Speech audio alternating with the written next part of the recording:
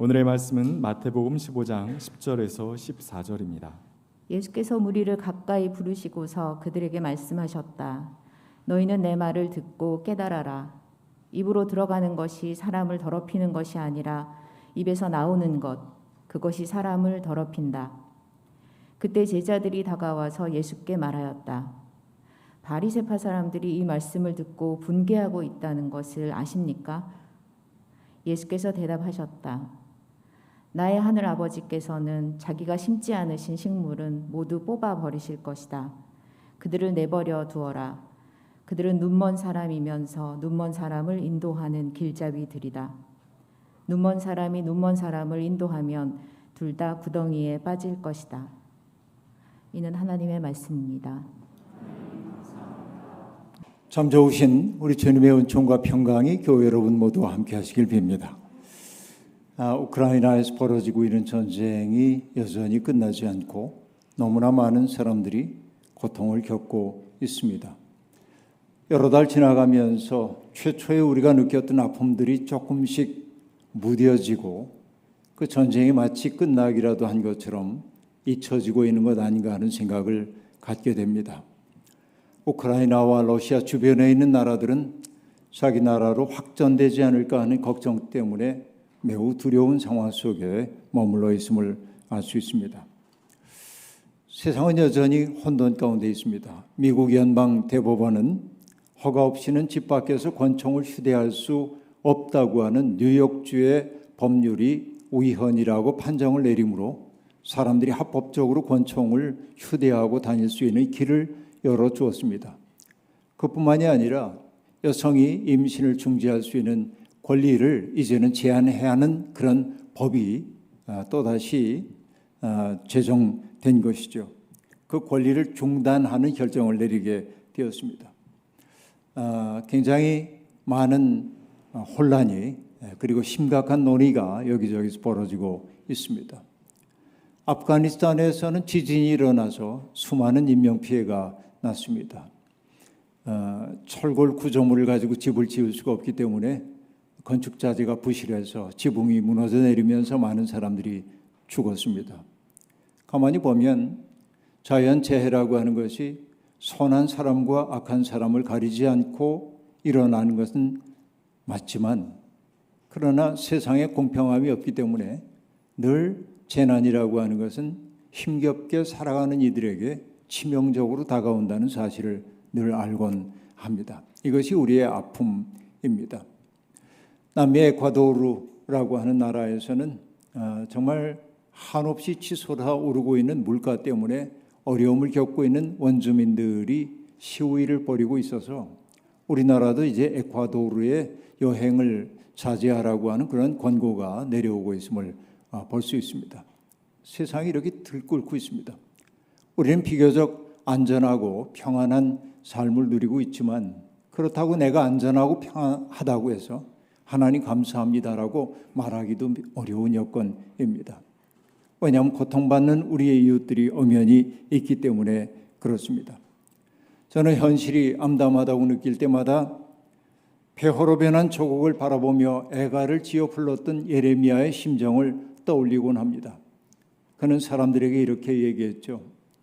길 가는 모든 나그네여, 이 일이 그대들과는 관계가 없는가? 폐허로 변해버린 이 조국의 현실이 그대들과 무관한가라고 묻고 있습니다. 주님께서 분노하신 날에 내리신 이 슬픔, 내가 겪은 이러한 슬픔이 어디에 또 있단 말인가? 라고 단식했습니다. 이스라엘이 그렇게 폐허로 변한 까닭은 하나님을 등지고 걸어갔던 그들의 죄값이라지만 하나님을 등졌기 때문에 마땅히 사랑하라고 주님이 명령했던 이웃들을 사랑의 대상으로 바라보지 않은 이스라엘의 죄 때문에 겪는 징계의 시련이라 해도 그러나 가까스로 생존을 이어가고 있는 사람들에게 집중되고 있는 고통은 그저 우리에게 아픔을 더해주고 있다고 말할 수 있겠습니다. 우리가 할 수 있는 일은 그저 절망에 빠져 있는 이들이 홀로가 아니라는 사실을 느끼게 해줘야 하고 조금만 힘을 보태주면 희망을 얻을 수 있는 사람들 옆에서 곁부축해주는 일이라는 생각이 들곤 합니다. 여러분, 재해를 당한 이들과 난민들에게 우리 청파교회의 마음을 전할 수 있는 통로를 찾아 전달하기 위해 노력하겠습니다. 저는 요즘 부쩍 슬프다는 말을 자꾸 하게 됩니다. 개인적으로 어려움이 있기 때문에 그런 것은 아닙니다. 다만 목회자로 살아온 42년 동안에 내가 마음을 다하여 따르고 섬겨왔던 예수 그리스도의 이름이 세상 사람들에게 추문거리처럼 전락하고 있는 이 현실이 너무도 아프게 제게 다가오기 때문입니다. 개신교회를 향한 세상의 시선이 사뭇 냉랭하기만 합니다. 어느 분은 예수님을 가리켜 인류 역사가 피워낸 가장 아름다운 한 송이의 꽃이라고 말한 바가 있습니다. 그렇게 아름다운 예수 그리스도를 그렇게 추하게 소비하는 사람들이 있다는 사실이 가슴 미어지게 아프게 제게는 다가옵니다.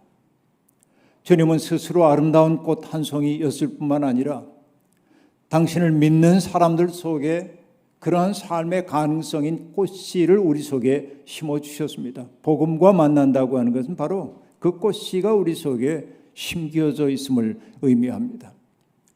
주님이 우리의 마음속에 심어주신 꽃씨를 가슴 속에 잘 간직하는 것을 일러 믿음이라 하고, 그 꽃씨가 발하여 꽃이 피어나기를 기대하는 마음을 소망이라 말하고, 결국 그 꽃을 잘 피워내는 것을 지혜라고 말할 수 있고, 꽃진 자리에 맺혔던 열매를 가지고 하나님께 영광 돌리고 이웃들에게 덕을 끼치며 사는 것을 일러 우리는 사랑이라고 얘기할 수 있겠습니다. 믿음과 소망과 지혜와 사랑, 바로 이것이 우리들이 선택해야 하는 삶의 길이라고 말해야 하겠습니다. 우리 속에 그런 소망이 있을 때, 우리 속에 그런 사랑이 있을 때, 우리 속에 그런 지혜가 있을 때 우리는 내면으로부터 솟구쳐 나오는 빛을 얼굴에 드러내게 될 겁니다. 어떤 분이 얘기한 것처럼 얼굴이라고 하는 것은 올의 골짜기라고 얘기하는데, 우리의 얼굴은 잘생겼든 못생겼든 내 내면 속에 있는 빛을 드러내게 마련인데, 오늘 우리의 얼굴 빛이 나고 있는지를 자꾸만 돌아봐야 합니다. 깨끗한 빛, 선한 빛, 사람들을 밝게 만드는 빛이 우리에게 있는지를 돌이켜봐야 합니다. 내가 깨끗해야, 내 얼굴이 맑아야, 내 얼굴이 선해야 우리는 마주선 사람들 속에 있는 아름다운 생의 가능성, 그들 속에 숨겨져 있는 빛을 이끌어낼 수 있을 텐데, 우리의 얼굴이 어두워졌기 때문에 우리는 다른 이들 속에서 어둠을 이끌어내고 있는지도 모르겠습니다. 정말 우리가 예수 그리스도를 믿는다고 한다면 우리는 험한 말, 가르는 말, 폭력적인 말, 혐오하는 말, 이런 말들을 할 수 없습니다. 그리스도의 심정에 사로잡힌 사람들은 누구도 그런 방식으로 대할 수 없기 때문에 그렇습니다. 그러나 오늘 예수를 가장 잘 믿는다고 스스로 거부하는 사람들의 말은 대단히 폭력적입니다. 분열적입니다. 어떻게 보면 그들은 스스로를 속이고 있는 사람들이고, 아니 어쩌면 오도된 영혼들인지도 모르겠습니다. 어느 시대나 종교는 악한 이들에게 이용당해오곤 했습니다. 유다서는 바로 그러한 진실을 우리에게 보여주고 있습니다. 이 사람들도 꿈꾸면서 육체를 더럽히며 권위를 없이 여기며 영광스러운 존재들을 모독하였습니다. 이 사람들은 무엇이든지 자기들이 깨닫지 못하는 것을 욕합니다. 그들은 이성이 없는 짐승들처럼 본능으로 아는 그 일로 말미암아 멸망합니다. 유다서가 들려주고 있는 얘기입니다. 유다서는 이렇게도 계속됩니다. 그들은 바람에 밀려 다니면서도 비를 내리지 않는 구름이요, 가을이 되어도 열매를 하나 없이 죽고 또 죽어서 뿌리채 뽑힌 나무요, 자기들의 수치를 거품처럼 뿜어 올리는 거친 바다 물결이요, 길 잃고 떠도는 별들입니다. 여러분, 종교를 타락시키고 있는 사람들에 대한 이 거침없는 표현들을 보면 우리는 정말 무섭다는 느낌이 드는데, 그리고 유다서는 경고하고 있습니다. 짙은 어둠이 그들에게 영원히 마련되어 있습니다 라고 말합니다. 짙은 어둠이 마련되어 있다고 하는 건 그들이 감옥에 갇힌다, 지옥 간다 그런 얘기 하려는 것 아니고 그들의 영혼이 이미 짙은 어둠 속에 갇혀 있다고 하는 것이죠. 가장 잘 믿는 것처럼 보이지만 가장 어두운 영혼들이 세상에 있어요. 그들을 보는 게 아프고 슬프다는 얘기입니다. 공생의 3년 동안 예수님을 가장 괴롭힌 것은 과중한 업무도 아니었고요. 그리고 사람들의 외면도 아니었습니다. 스스로 하나님에 대해서 가장 잘 안다고 자부하는 사람들의 그릇된 편견과 싸우는 것이 예수님을 가장 힘들게 만들었던 것임을 우리가 알 수 있습니다. 율법학자들과 바리새파 사람들 그리고 제사장들은 사사건건 예수님과 대립했습니다. 그도 그럴 것이 예수님의 가르침은 자기들이 기대고 있는 전통적인 가르침을 해체하는 것처럼 보였기 때문에 그렇습니다. 그들은 종교에 대한 권위자라고 하는 자부심을 먹고 사는 사람이었는데 주님은 그들이 뭔가 잘못 가고 있다고 늘 말씀하셨던 것이죠. 그 때문에 예수님의 가르침은 그들의 가르침을 무력화하는 것으로 보였습니다. 예수님과 종교 집단들 사이에 논쟁이 벌어집니다. 그런데 여러분, 언제나 우리는 알지요. 논쟁에서 승리하는 것은 진실이 되는 때가 별로 없습니다. 이게 우리 TV 토론을 봐도 알 수 있습니다. 논쟁에서 드러나는 것은 진리가 아니라 성격만이 드러나지요. 정말 모든 사람들이 똑같습니다. 어떻게 보면 여러분, 율법학자들과 예수님 사이의 논쟁에도 진리가 드러나지를 않습니다. 그들이 원한 것은 예수라고 하는 불편한 존재의 완전한 제거였을 뿐입니다. 그들의 입장에서 예수님은 포도원을 허무는 여우처럼 보였는지도 모르겠습니다.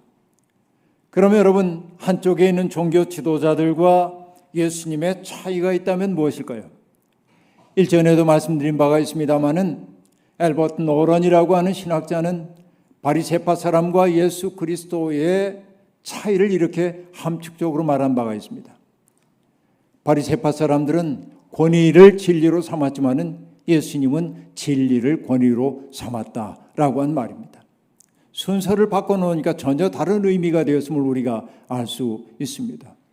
율법학자들과 바리새파 사람들에게 정말로 중요한 것은 뭐냐면 율법이 뭐라고 규정하고 있는지 그것을 세세히 따지는 것, 바로 이게 율법 전문가들이 하고 있던 일입니다. 그러나 예수님은 세세하게 어떤 규정이 율법에 있는지를 따지는 일, 여기에는 큰 관심을 기울이지 않았습니다. 그런 계명을 주신 하나님의 마음은 무엇이었을까를 헤아리는 거죠. 더 본질적인 것을 예수 그리스도는 바라보고 있었다는 말입니다. 여러분, 바로 이 바리새파 사람들과 율법학자들이 추구했던 것은 지식입니다. 그러나 예수님이 추구했던 것은 사랑입니다. 고린도전서 8장에서 바울 사도가 했던 얘기는 전형적입니다. 지식은 사람을 교만하게 하지만은 사랑은 덕을 세웁니다 라고 말하지 않습니까? 자기가 무엇을 안다고 생각하는 사람은 아직도 그가 마땅히 알아야 할 방식대로 알지 못하는 사람입니다 라고 바울 사도가 얘기합니다. 바로 이게 지난 기독교 2000년 역사에서 가장 뛰어난 신학자였던 바울 사도의 인생의 경험이 담겨 있는 거예요. 내가 뭔가 안다라고 생각하는 사람은 그가 마땅히 알아야 할 방식으로 알지 못한다라고 얘기하고 있습니다. 여러분, 인간의 언어라고 하는 거, 그건 정말로 중요한 것입니다. 하나님이 인간에게 주신 선물 가운데 가장 귀한 선물 가운데 하나입니다. 언어가 아니면 우리가 어떻게 소통할 수 있겠습니까? 그런데 여러분, 언어는 소통을 열어주기도 하지만은 불통하도록 만들기도 하지요. 이게 언어가 갖는 슬픔이라고 얘기할 수 있겠습니다. 인간은 자기가 경험한 것을 누군가에게 설명하기 위해 적절한 언어를 찾아내야만 합니다. 그런데 여러분, 우리는 언제나 경험합니다. 언어가 늘 부족하다고 하는 사실 말입니다. 영어로 규정, 혹은 정의를 뜻하는 definition이라고 하는 단어는 뭔가를 한정하다, 테두리를 만들다라고 하는 뜻의 define의 명사형입니다. 그러니까 뭔가를 정의한다고 하는 건 뭐냐면 어떤 틀 속에다가 나의 경험을 우겨넣는 거예요. 그러다 보면 이 틀 속에 맞지 않는 것은 잘라낼 수밖에 없습니다. 이게 언어라고 하는 기호의 한계입니다. 내가 누군가를 사랑한다고 생각해 보십시오. 내가 사랑하는 그 마음, 내 마음속에 일고 있는 떨림, 세상이 완전히 변해버린 것 같은 느낌, 설렘, 이것을 여러분 사랑이라는 말로 표현할 수가 없잖아요. 그걸 표현할 수 없기 때문에 사람들은 은유를 만들어낸단 말이죠. 이게 인간의 언어라고 얘기할 수 있겠습니다. 그러니까 우리는 이렇게 봐야 합니다. 율법 속에는 하나님의 마음이 담겨 있어요. 하나님의 뜻이 무엇인지를 경험한 사람들이 그 율법을 통하여서 하나님의 마음이 이렇다고 얘기했어요. 그런데 후대 사람들은 그 문자만 볼 뿐 그 속에 담겨있는 하나님의 마음을 읽으려고 하지 않는다라고 하는 얘기입니다. 그 때문에 문자에 사로잡혀 있는 사람들은 가장 잘 믿는 사람처럼 보이지만은 하나님의 말씀을 왜곡하기 쉬운 사람들이라고 얘기할 수 있겠습니다. 불교에서도 가장 깊은 깨달음이라고 하는 것은 문자를 통해 전할 수가 없고 마음으로 전달하는 것이라고 얘기하죠. 이것이 여러분 소위 분립 문자라고 하는 말이에요. 문자를 통해 할 수 있는 게 아니라고 하는 말입니다. 사람들이 안식일 계명을 지키기 위해 여러분 얼마나 많은 세부 사항을 만들어냈습니까? 안식일에 할 수 있는 일, 하지 말아야 할 일 세세하게 따지잖아요. 얼만큼 걸어갈 수 있고 얼만큼 일해도 되고 이걸 세부적으로 규정해 놨습니다. 바리새파 사람들과 율법학자들은 그 세칙을 지키는지 지키지 않는지 사람들을 바라보는 거예요. 전문가들이 하는 일이 그렇습니다. 그러나 주님은 그렇게 보지 않았습니다. 안식일을 제정해 주신 하나님의 마음이 어디에 있는지를 헤아려 본 거예요. 그래서 하신 근원적인 말씀이 무엇입니까?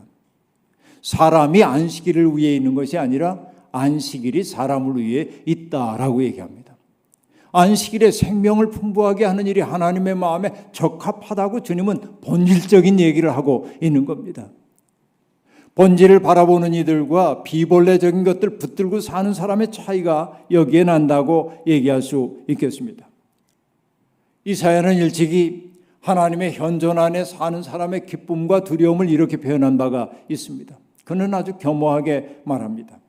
주 하나님께서 나를 학자처럼 말할 수 있게 해주셔서 지친 사람을 말로 격려할 수 있게 해주신다.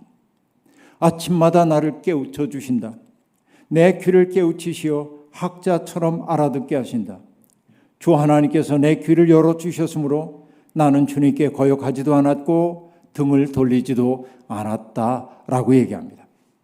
여기에 번역된 학자라고 하는 말, 학자 하면 떠오르는 게 뭐예요? 지식이 많은 사람, 많이 배운 사람, 이런 사람이죠. 그러나 학자라고 번역된 히브리어 레무드라고 하는 이 단어는 많이 배운 사람이라기보다는 배울 줄 아는 사람, 배움을 향하여 자기의 마음을 열어놓은 사람을 얘기해요.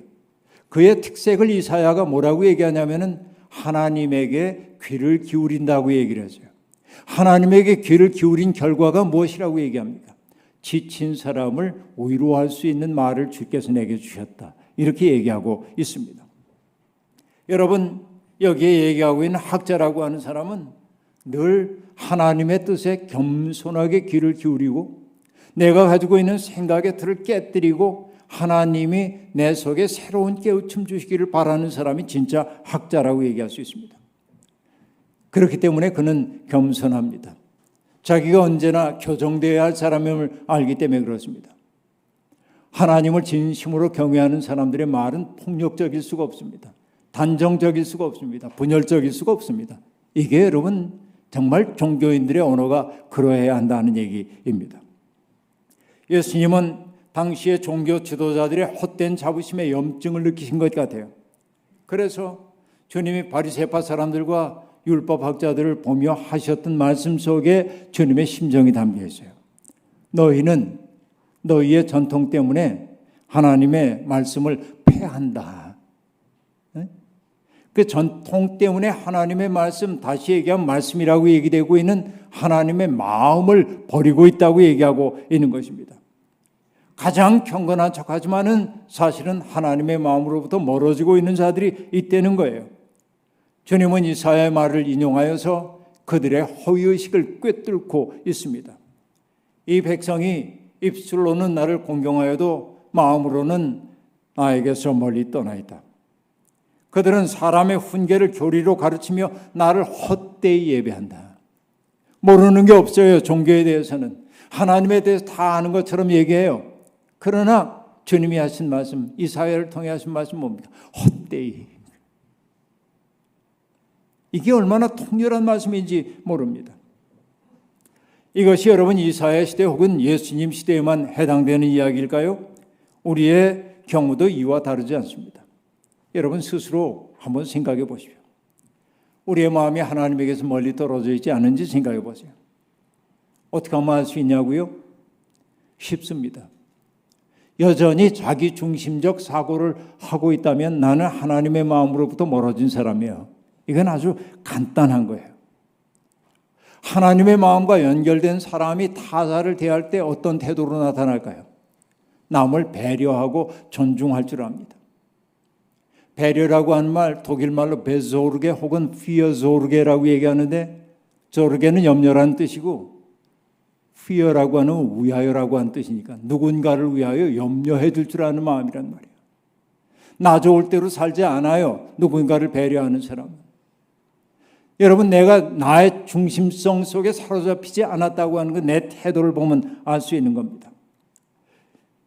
하나님 중심적 사고를 하는 이들은 자기 기준에 맞추어 다른 사람들을 함부로 재단하거나 평가하지 않습니다. 남의 눈에서 티끌을 빼주겠다고 나서지 않습니다. 누군가를 가르쳐 주겠다고 나서지도 않습니다. 여러분 이게 우리에게 마땅한 태도입니다. 예수님은 종교 전문가들을 보면서 그들이 혹시 깨달을까 싶어 이렇게 말씀하십니다. 너희는 내 말을 듣고 깨달아라. 입으로 들어가는 것이 사람을 더럽히는 것이 아니다. 입에서 나오는 것이 사람을 더럽힌다. 이렇게 말합니다. 입으로 들어가는 것은 어떤 것들입니까? 바로 정결법이라고 하는 그 법과 관련되는 거예요. 정결의식에 의하면 먹어도 되는 음식과 먹지 말아야 하는 음식이 있죠. 어떤 행위는 정결한 행동이고 어떤 건 부정한 행위죠. 그러니까 입으로 들어간다고 하는 건 뭐냐면 정결예법에 따라서 구분해가지고 먹는 거예요.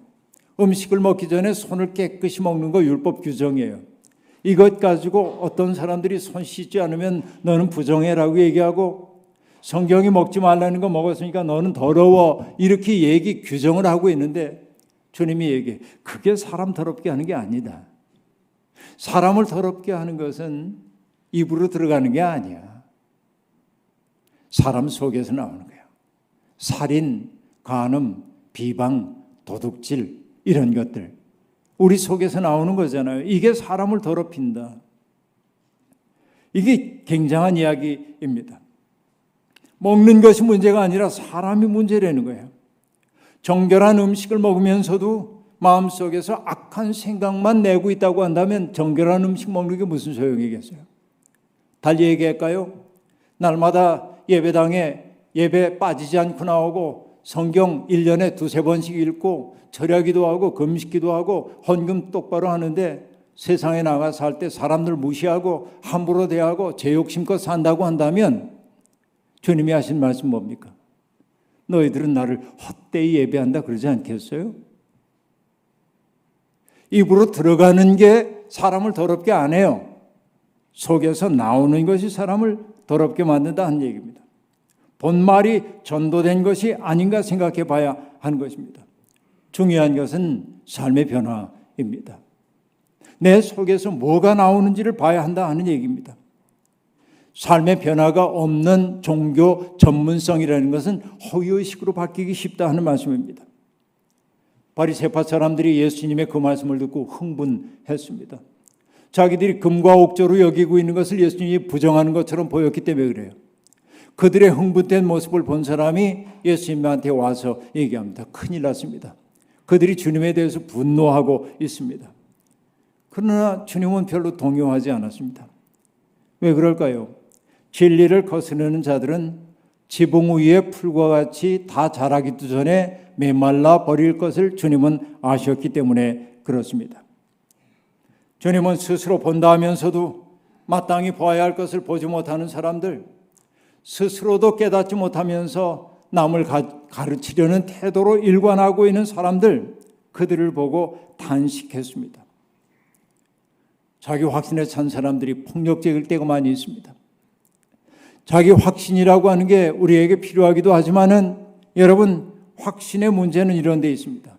여백이 없는 확신, 수정을 받아들일 여지가 없는 확신은 폭력적입니다. 세상에는 무고한 말로 다른 이들을 해하려는 사람들이 많습니다. 자기의 기준을 가지고 사람들을 자꾸 재요. 그 기준에 맞지 않으면 비진리로 규정하는 경우가 너무 많이 있습니다. 그런 이들을 일러 주님이 말씀하셨습니다. 눈먼 사람이면서 눈먼 사람들을 인도하는 길잡이들이라고 말이죠. 이게 무서운 이야기입니다. 여러분, 누군가가 우리를 비난한다고 얘기할 때 거기에 너무 마음을 써보면 살 수가 없어요. 비난당하는 거 두려워하지 말아야 돼. 그러면 그들을 어떻게 해야 할까요? 주님이 간명하게 대답했습니다. 그들을 내버려 두어라.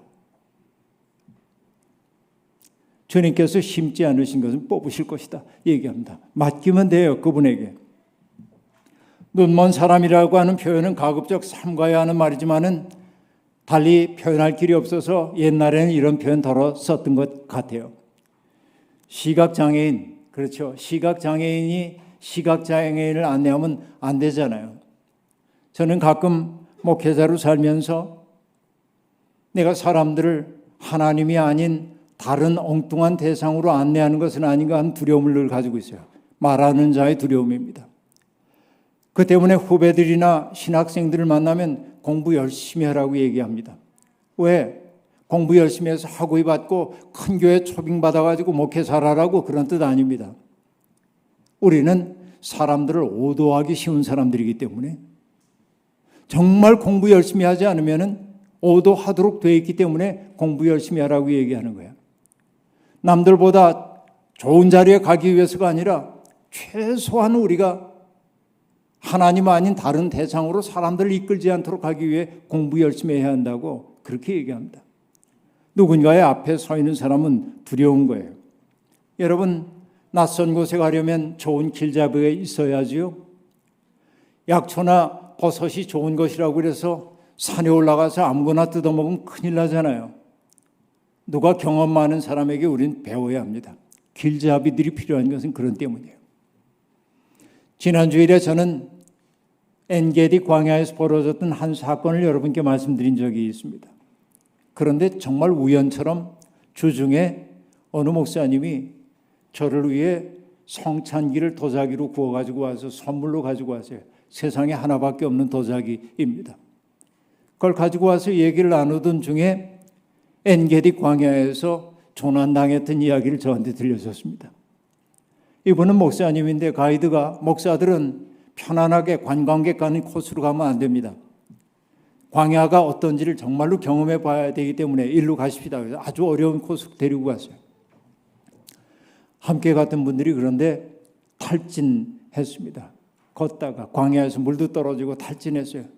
다리를 하나 들어올릴 기운이 없었어요. 몇 사람이 주저앉았습니다.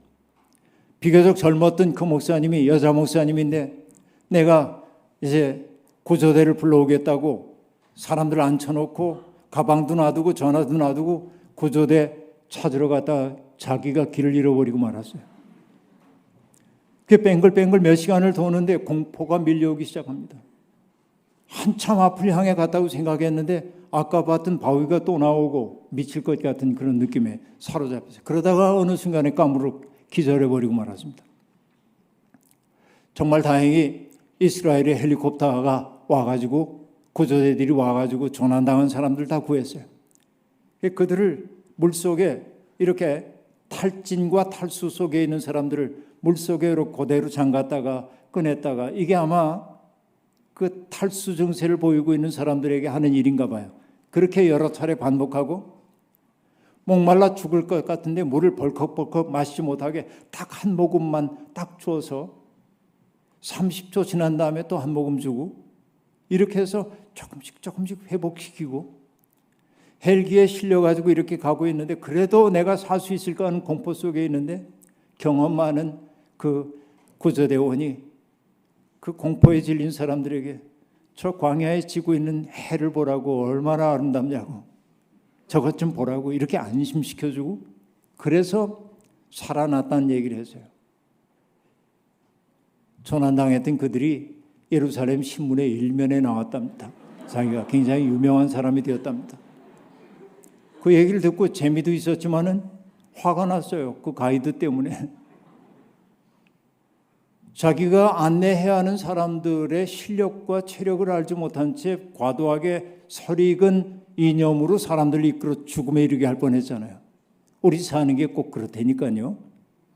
그게 정말 조심해야 돼요. 여러분, 형 에서를 만난 야곱이 에서가 야 우리 함께 빨리 가자 하고 얘기할 때 형님 나와 함께 있는 것들이 어리고 먼 길 와가지고 지쳐가지고 서두르다는 다 죽을지도 모릅니다. 형님 먼저 가시면 우리 속도대로 따라가겠습니다 하고 얘기했던 것처럼 진짜 지도자는 속도를 맞출 줄 아는 사람이어야 한다 하는 얘기인 것이지요. 여러분, 앞을 보지 못하는 사람이 다른 일을 인도하면 둘 다 구덩이에 빠질 수밖에 없습니다. 정치가들도 그렇고 종교인들도 그렇고 앞자리에 선 사람들은 두려움을 느껴야 합니다. 말 한마디를 해도 신중하게 해야 합니다. 설익은 자기 생각을 다른 이들에게 강요하거나 자기와 생각이 다른 사람들을 비진리로 규정하면 안 됩니다. 지도자란 어디를 향해 가는지를 분명히 알아야 합니다.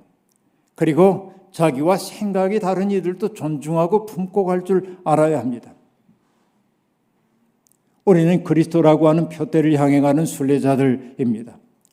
그리스도는 우리 순례의 출발 지점인 동시에 목표 지점이고 우리가 끝끝내 걸어야 할 길 그 자체이십니다. 병든 이들을 치유하고 조각난 마음을 사랑으로 감싸 온전하게 만들고 세상의 장벽들을 허물어 사람들로 하여금 소통하게 하셨던 예수 그리스도의 마음이 우리 속에서 심겨지고 싹이 트고 꽃이 피어나고 열매로 맺혀져야 합니다.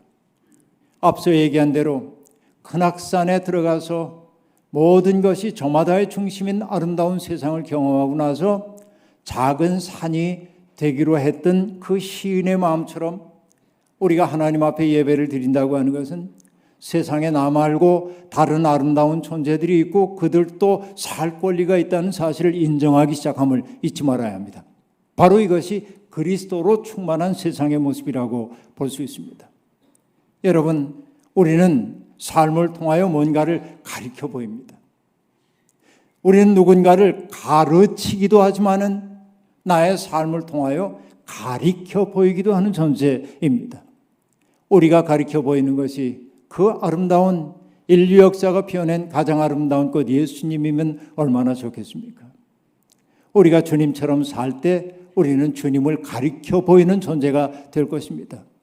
아무쪼록 여러분, 어려움 속에 처해 있는 사람들에게 아름다운 길잡이 역할을 다하는 우리가 되기를 주의 이름으로 축원합니다. 아멘. 주신 말씀 기억하며 거듭의 기도 드리겠습니다.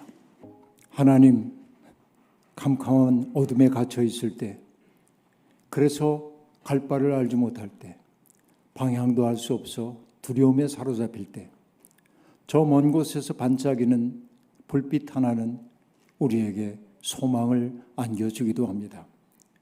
어두운 세상, 어찌할 바를 알지 못할 때 주님은 새벽별처럼 우리에게 다가와 길이 되어 주셨습니다. 우리도 누군가의 어두움을 밝혀주는 한 점 불빛이기를 소망합니다. 하나님 아닌 다른 대상, 그리스도 아닌 다른 대상에게로 사람들을 이끄는 사람 아니라 삶을 통하여 그리스도를, 하나님을 입증하고 가리켜 보이는 모든 사람들이 되게 인도해 주옵소서. 예수님의 이름으로 기도하옵나이다.